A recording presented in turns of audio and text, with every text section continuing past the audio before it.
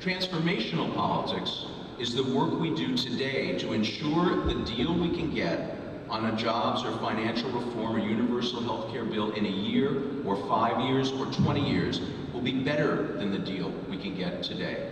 We can never neglect the work of changing the narrative, of dealing with how people make assumptions that either permit or block our ability to move legislation, to bring lawsuits, to win elections.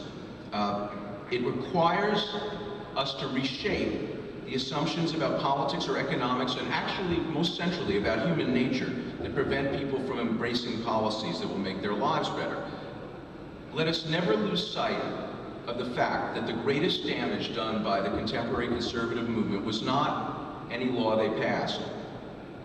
It was in the transformation of the consciousness of millions of Americans that led them to embrace policies that hurt them.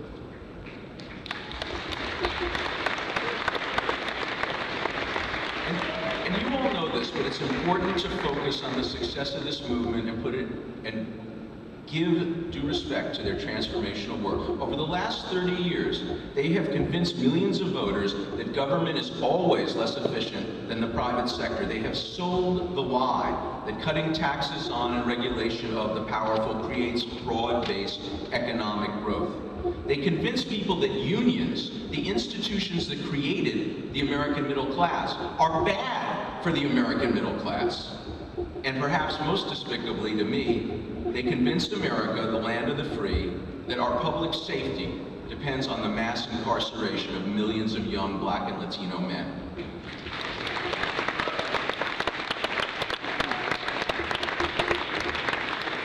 Well, the conservative movement hit a problem a few years ago.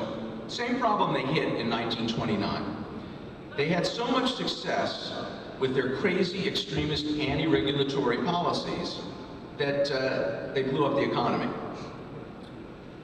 They also got us into a bunch of wars it was very hard to get out of, but my focus tonight is really on economic justice, because I think we have a unique opportunity right now to do movement building on that issue. Most Americans understand that. Most Americans want a response. As I travel around, I believe that the American people are asking for a change in the way we talk and think about our economic life in a society of growing inequality. People get that there's growing inequality, and people do want to get back to our national tradition of reaching for greater equity with each generation. You know who else knows this? Who else knows that this is a moment when we could be doing something big, when people are ready for a transformation towards equality, towards justice? The conservatives know this. So listen to this statement.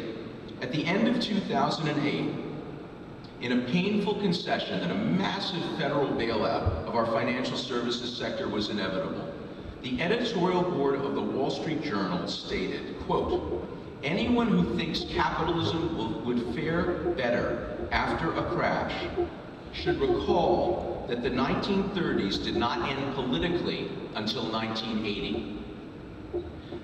They know the American people are at the point where we could have a second New Deal.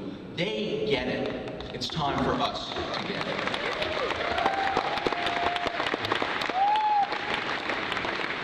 As in the 30s, we have the opportunity. Our predecessors, the reformers of that era did. They used the last demonstration of the fundamental fallacies of conservative economic ideology to make the United States, to transform the United States into a far more equitable, educated, healthy, and compassionate country. So, in keeping with the transformational theme, the most important thing about the New Deal, the reason its influence stretched from Roosevelt to Reagan and beyond, was that its architects did not view it as a list of regulations or public works projects. They recognized that their most significant work was in transforming America's basic sense of our collective life and our understanding of the role of government in creating wealth and poverty. The American people embraced the idea that we're in this together, that I do better when my neighbors do better, and our government is here to help ensure that we all move ahead together. It wasn't so long ago but that's what Americans believed, and that's what they are ready to believe again. So we all know the history. The transformation of consciousness enabled us to enact laws and regulations that led to decades of strong economic growth where the benefits were shared far more broadly than they have been in recent decades. And this lasted until the resurgence of neoclassical supply-side nonsense that led to the greatest crash since 1929. But crisis creates opportunity. I want to talk now about a specific example, and I want to focus in on what happened last year from my perspective, because I think sometimes as you're caught up in day-to-day battles, you can sometimes miss the beginning of a transformational moment. And to me, 2011 was the opening for us to go ahead and start the transformational work, to have people see that we are all in this together and that it is time for a second New Deal. As many of you know, my office is investigating the bubble and crash in the mortgage market, and I have 3 goals.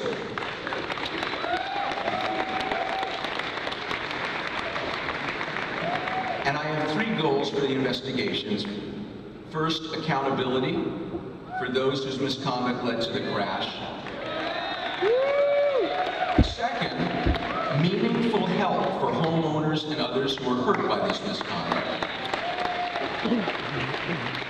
And third, to help get everything out in the open so the other side can't rewrite history. Now, the third goal gets to this, the heart of fighting against the conservative transformational narrative that has undermined progressive public policy for so long. Almost immediately after the crash, there were people on Fox News saying that it happened because of too much regulation or because the government was trying to help poor people get homes they couldn't afford. And of course, after the crash, state and local governments went broke because of the recession.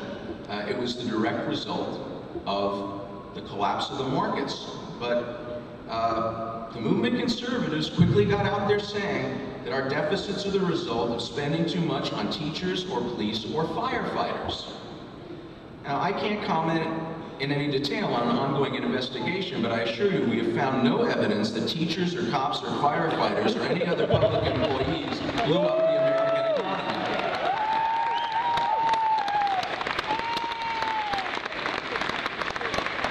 In fact, I think we do have a pretty good idea of what happened.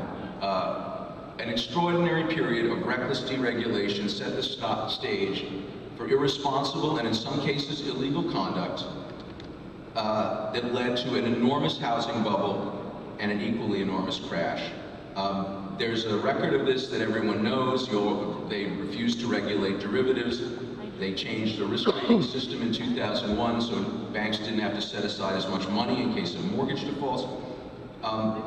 The worst for me, and those of us who work in state government, was in 2004 when the federal government not only refused to regulate predatory lending, they preempted the states. They actually prohibited all of us from trying to do anything about national banks engaging in predatory lending. So each of these legal and regulatory victories was a transactional victory, but they were only made possible by the decades of transformational work that led people to believe that this neoclassical economic philosophy of you're on your own, this idea that there's a natural state of markets, apparently, according to them, in which there are massive inequities in wealth. That seems to be what they perceive as natural.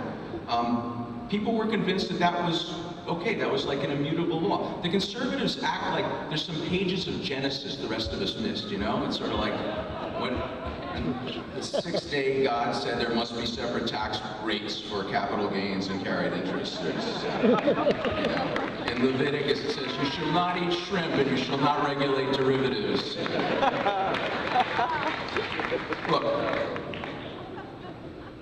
this crash, this bubble, this inequity we're experiencing now, this lack of justice we're experiencing now, this wasn't created by God, this wasn't created by nature, this is a man-made catastrophe. We have to call them out for it, and we have to do what the people are asking us to do and move back towards the American tradition.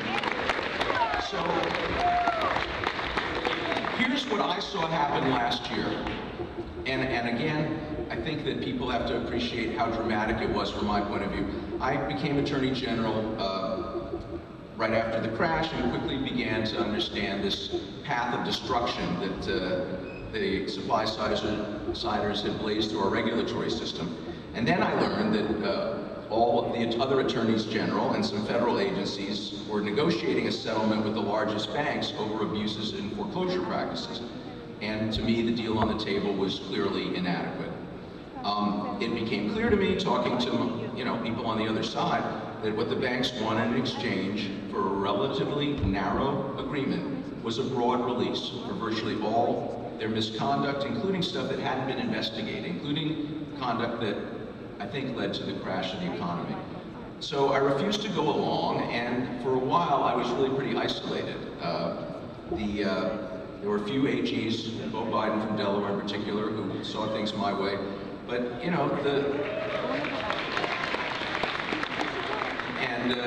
Attorney General Biden and I yesterday won a big victory on this front when the court ruled that they have to let us intervene in the major case in which a bank is trying to settle its claims with its investors, the Bank of America litigation in New York. So Bo and I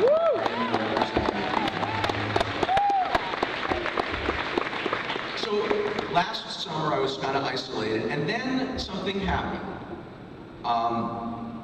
Occupy Wall Street exploded onto the scene and gave voice to a demand for accountability that changed the political landscape. And Occupy, this is very important. I travel around talking to people all over New York State. There are all these people who would never think of going to Zuccotti Park who said the same thing that Occupy was saying. We want accountability. We want equal justice under law. And lo and behold, the national debate changed.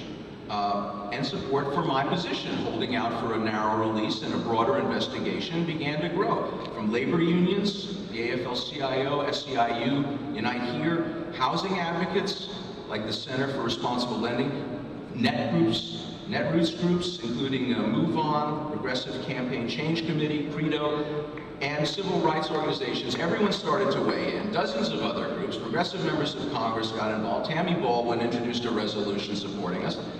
And because of this transformational work, because of this incredible public outcry, you all led to politicians all over America putting inequality back on the national agenda, putting accountability back on the national agenda.